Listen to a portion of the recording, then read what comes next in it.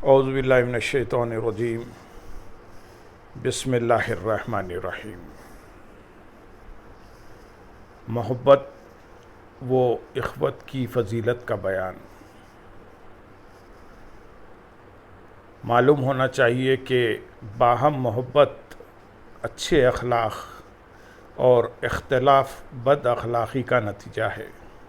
اچھے اخلاق باہم محبت، الفت اور موافقت کا باعث ہیں، اور برے اخلاق سے بغض و عداوت، حسد اور ایک دوسرے سے پیٹ پھیرنے جیسی برائیاں پیدا ہوتی ہیں۔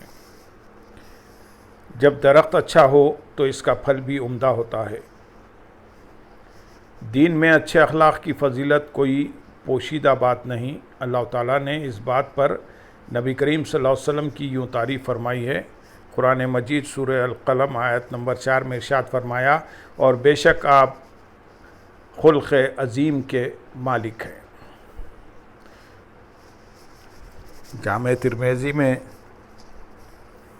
حضور نبی اکرم صلی اللہ علیہ وسلم کی حدیث روایت کی گئی ہے۔ آپ صلی اللہ علیہ وسلم نے ارشاد فرمایا، تقوی اور اچھے اخلاق کے باعث زیادہ لوگ جنت میں داخل ہوں گے۔ حضرت اسامہ بن شریک رضی اللہ تعالیٰ عنہ فرماتے ہیں، ہم نے عرض کیا، یا رسول اللہ صلی اللہ علیہ وسلم، انسان کو کون سی اچھی بات عطا کی گئی ہے؟ آپ صلی اللہ علیہ وسلم نے فرمایا، اچھے اخلاق۔ اس حدیث کو مسند امام احمد بن حنبل میں روایت کیا ہے۔ حضور نبی اکرم صلی اللہ علیہ وسلم ارشاد فرماتے ہیں، میزان میں جو سب سے زیادہ وزنی چیز رکھی جائے گی وہ اچھے اخلاق ہے۔ سنن ابن ابو داود میں روایت ہے، آپ صلی اللہ علیہ وسلم نے ارشاد فرمایا، اللہ تعالیٰ نے جس کی صورت و سیرت کو اچھا بنایا اسے آگ نہیں جلائے گی۔ حضور نبی اکرم صلی اللہ علیہ وسلم ارشاد فرماتے ہیں، اے ابو ہریرہ، تم پر اچھے اخلاق کو اپنانا لازم ہے۔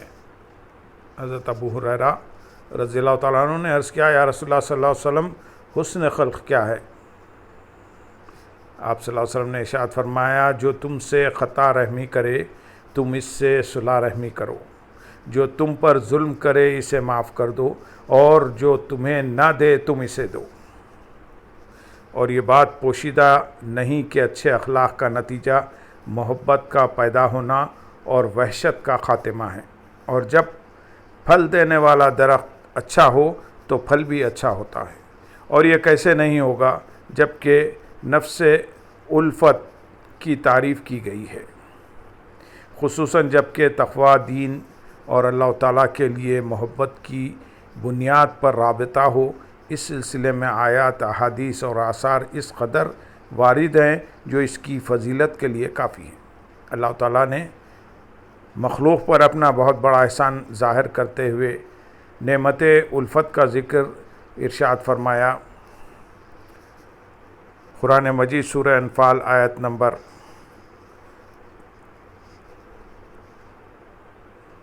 63 میں ارشاد ہے، اگر آپ وہ تمام کچھ خرچ کرتے جو زمین میں ہے تو ان کے لیے دلوں کو جوڑ نہ سکتے، لیکن اللہ تعالیٰ نے ان کے درمیان الفت پیدا فرمائی۔ قرآن مجید سورہ آل عمران آیت نمبر 103 میں ارشاد فرمایا، پس تم اس کی نعمت سے بھائی بھائی بن گئے۔ اس سے الفت مراد ہے۔ پھر تفرقہ بازی کی مذمت کرتے ہوئے اسے یوں منع فرمایا۔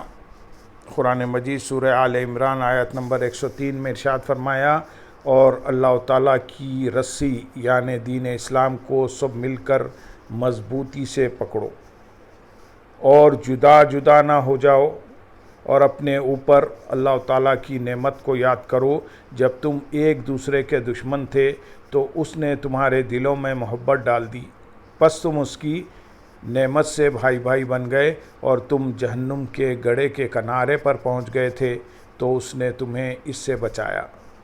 اسی طرح اللہ تعالیٰ اپنی آیات بیان کرتا ہے تاکہ تم ہدایت پاؤ۔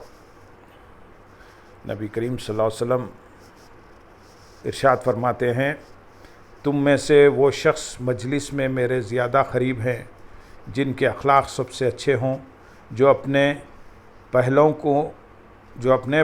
کو جھکا دیتے ہیں، وہ دوسروں سے محبت کرتے اور دوسرے ان سے محبت کرتے ہیں۔ نبی کریم صلی اللہ علیہ وسلم ارشاد فرماتے ہیں،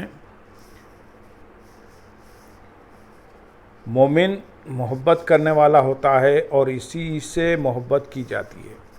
جو لوگ دوسروں سے محبت نہیں کرتے اور نہ ان سے محبت کی جاتی ہو، ان میں کوئی بھلائی نہیں۔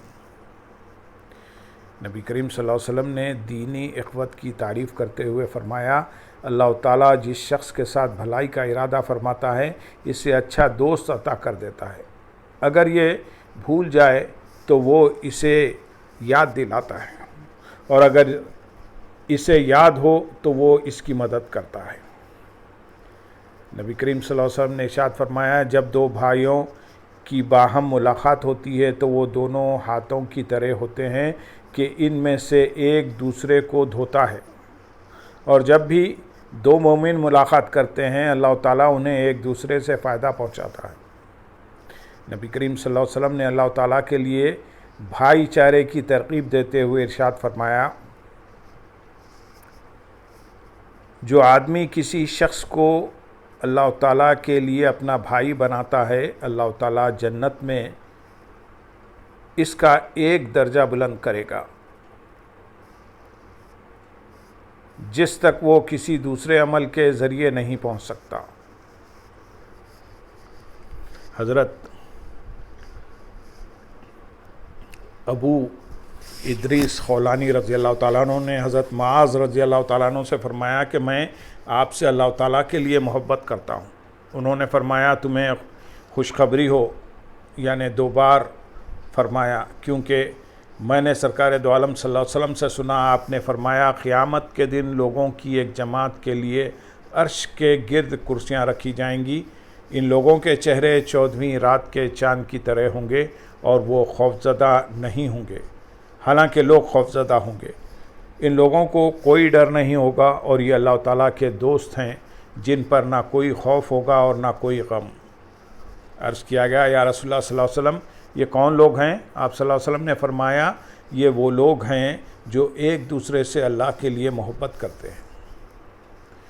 حضرت ابو ہریرہ رضی اللہ تعالیٰ عنہ کی ایک روایت میں ہے کہ آپ نے فرمایا، بے شک عرش کے گرد نور کے ممبر ہوں گے، ان پر کچھ لوگ ہوں گے جن کے لباس نورانی اور چہرے بھی روشن ہوں گے، وہ انبیاء یا شہداء نہیں ہوں گے، لیکن انبیاء اکرام اور شہداء ان پر رشک کریں گے۔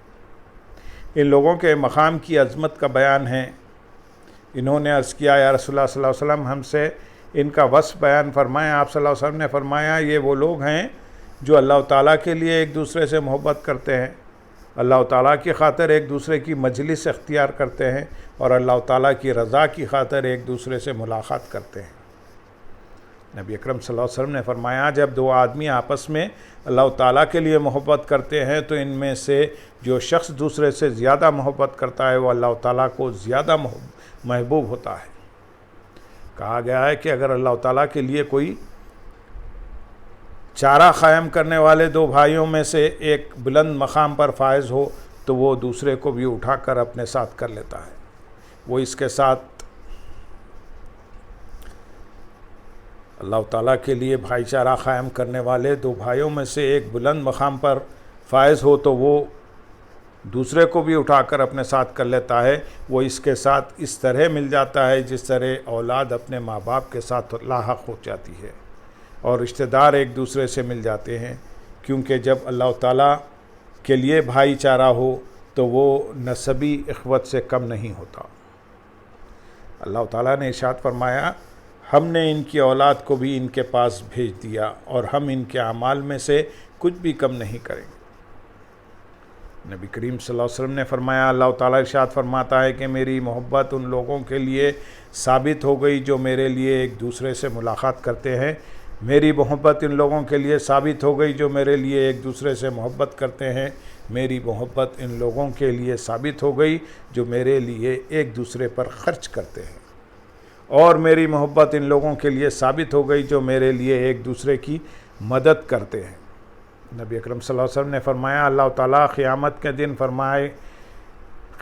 دن فرمائے گا وہ لوگ کہاں ہیں جو میرے جلال کی خاطر ایک دوسرے سے محبت کرتے ہیں، آج میں ان کو اپنے سائے میں جگہ دوں گا جبکہ میرے سائے کے علاوہ کوئی سایہ نہیں۔ رسول اللہ صلی اللہ علیہ وسلم نے ارشاد فرمایا، 7 قسم کے آدمیوں کو اس دن اللہ تعالیٰ سایہ عطا فرمائے گا جس دن اس کے سائے کے علاوہ کوئی سایہ نہ ہوگا۔ انصاف کرنے والا حکمران، وہ نوجوان جو اللہ تعالیٰ کی فرما برداری میں پروان چڑھا، وہ شخص جو مسجد سے نکلے تو واپسی تک اس کا دل مسجد سے ہی متعلق رہے، وہ 2 آدمی جو اللہ تعالیٰ کے لیے محبت کرتے ہیں، اسی پر اکٹھے ہوتے ہیں اور اسی پر جدا ہوتے ہیں، وہ شخص جو علیحدگی میں اللہ تعالیٰ کو یاد کرتا ہے تو اس کی آنکھوں سے آنسو جاری ہوتے ہیں، وہ مرد جسے کوئی خوبصورت اور خاندانی عورت گناہ کی طرف بلاتی ہے تو وہ کہتا ہے میں اللہ تعالیٰ سے ڈرتا ہوں، اور وہ آدمی جو صدقہ دیتا ہے تو اسے اس طرح چھپا کر دیتا ہے کہ اسی کے بائیں ہاتھ کو بھی معلوم نہیں ہوتا کہ دائیں ہاتھ نے کیا خرچ کیا ہے۔ رسول اللہ صلی اللہ علیہ وسلم نے ارشاد فرمایا، جو شخص اللہ تعالیٰ کی رضا کی خاطر کسی دوسرے شخص سے اس کی ملاقات کا شوق اور رغبت کرتے ہوئے اس سے ملاقات کرتا ہے تو اس کے پیچھے سے ایک فرشتہ آواز دیتا ہے کہ تو پاک ہوا، تیرا چلنا پاک ہے اور تیرے لیے پاکیزہ جنت ہے۔ اللہم صلی علی سیدنا محمد وعلی آلہ سیدنا محمد وبارک وسلم۔